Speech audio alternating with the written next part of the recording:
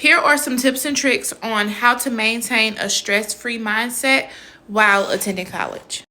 Okay, y'all, so boom, disclaimer. This is going to be a very long video. I got it set to 10 minutes.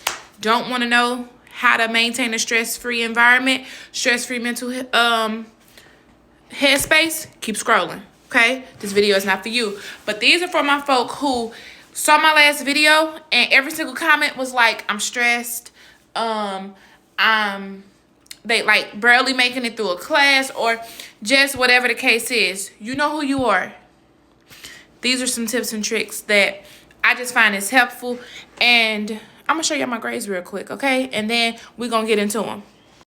Yeah, green screen is pissing me off because I was trying to do a video showing that this is today that I just screenshotted this, but it won't let me, and it's pissing me off. But either way, as you can see, A in each of my, I don't know what just happened. Okay, A in biology, A in English, A in my history course. This was actually an accelerated course. I just submitted that final on Sunday. A in psychology, and then an A in this second psychology course that I have. Okay, so now that we see, I'm not just telling y'all know anything. I'm gonna tell y'all what works for me, and if it works for you, great. So the first tip that I would give you is to establish a routine outside of school life.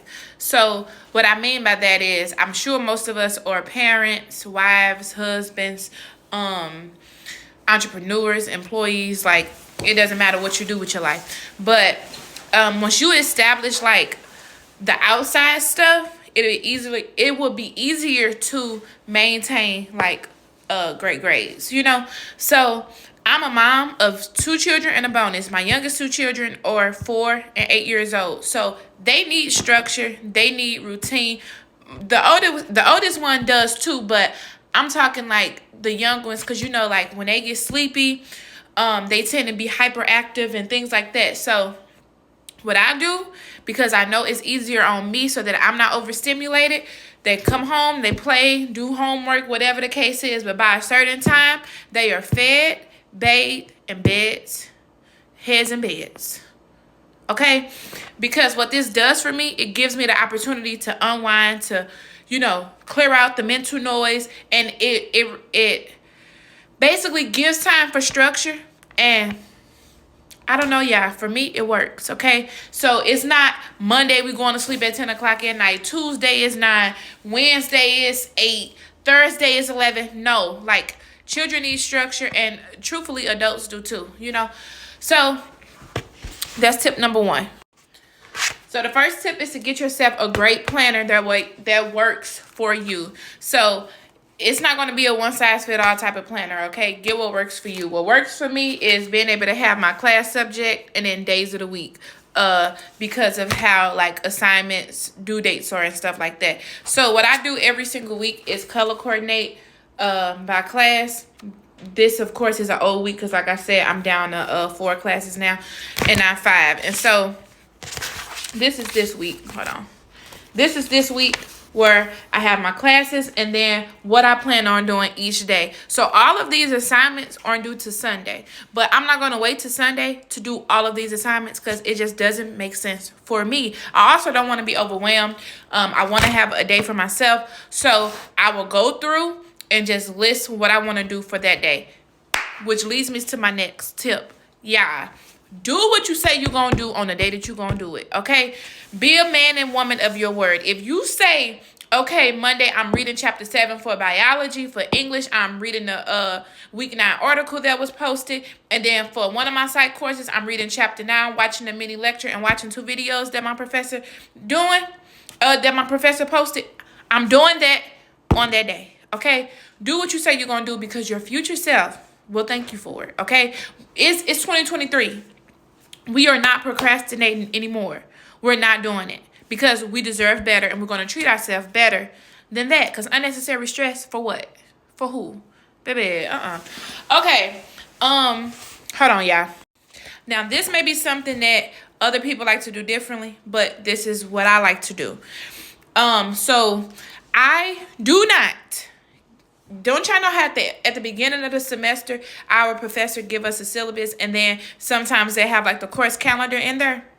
I do not take that course calendar and jot everything down in my book and like go to the weeks and stuff like that, because those schedules are subject to change. One of my professors had pneumonia at the beginning of the semester, and like literally our entire course calendar was thrown out and she put a whole new one in, you know?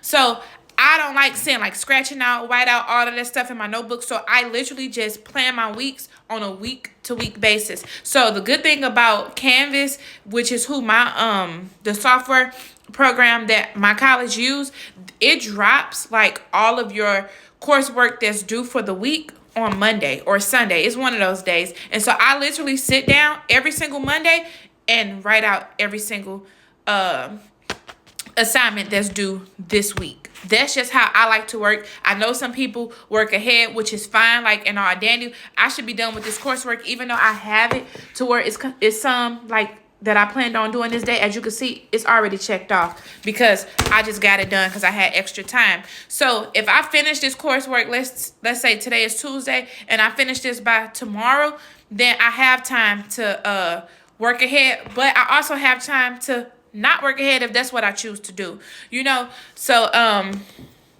just feel like planning your week so that you're looking at it week by week and you're not looking like, oh my God, I have all of these dang on projects and assignments due this whole semester, where you could easily be overwhelmed. Another tip that I would give is to, when you're planning your week, do your biggest assignments first.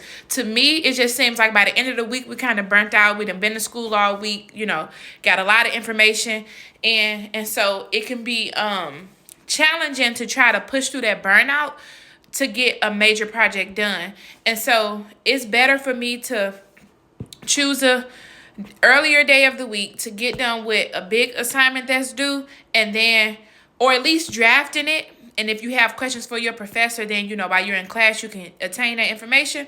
But for the most part, I knock out all of my big assignments first, and then later throughout the week, I knock out those smaller assignments that doesn't, you know, really take up too much time.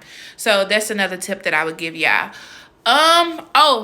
Okay, next tip. Use the resources that are available to you on and off of campus. So I'm a psychology major, and we have an entire psychology department at my school. So they have literally told us, do not be a stranger. Like, reach out to us. If you don't want to constantly email your professor, or, you know, raise your hand during class, constantly being that person that's like, oh, I don't understand this, use us. Like, they literally tell us that. Now, what I would say is don't take advantage of them, but use them to your advantage. So what I mean by that is, like, do your reading, do your work, and if you truly still don't get something after trying to get the perspective of your teacher and things like that, use them. But don't go to them when you know you haven't read, you know you haven't reached out to your professor, you know you haven't even looked at the material, and now you got to cram for an assignment or an exam or whatever the case is, and now you're trying to get insight from another person to see if they can break it down for you so that you can hopefully pass this test or paper. No, don't do that to them, and don't do that to yourself, you know? Actually do the work and apply it the best way that you can. And if you do not get it, go to them. They are there to help you. Ain't no sense in being overwhelmed when you have people who have gone through the same path that you are taking right now and are there to assist you. Yeah. Lastly, I would say, and this is my advice to anybody not in school or whatever, get in therapy. In life, we have many different stressors. Like, it's life, you know? And so the best advice I could give you is to seek therapy, and not just any type of therapy, but seek mental health therapy with a therapist that you don't have to do no explaining to, if you get what I'm saying. So if you look like me, I ain't going to go find nobody that look like this. You get what I'm saying? And again, to each their own. Okay? What you do with your life is what you do with your life, but this is just based off of my experience, okay? So yeah, get in therapy. Yeah, my friend is about to come on, so I'm finna go ahead and cut it up. I only got like 20 seconds to spare anyway. But these are just a few tips and tricks, like I say, that works for me. I hope that you all find this video helpful. Leave some comments below on, you know, what you've been struggling with this semester, and let's just help one another out. But until my next video, peace, y'all.